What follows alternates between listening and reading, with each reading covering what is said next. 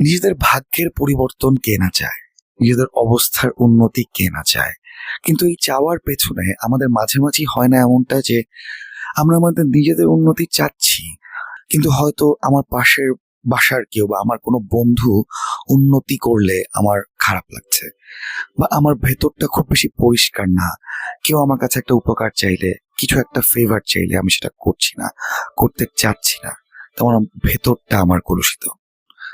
আর এইটাই আমার নিজের উন্নতির পথে বাধা। আর ঠিক এমনটাই আল্লাহ তাআলা বলেছেন কোরআনে, chapter 13 verse 11, Allah does not change the condition of people until they change what is within themselves.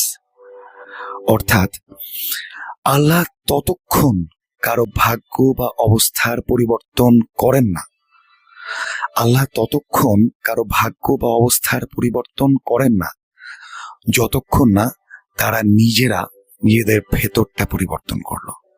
কি চমৎকার!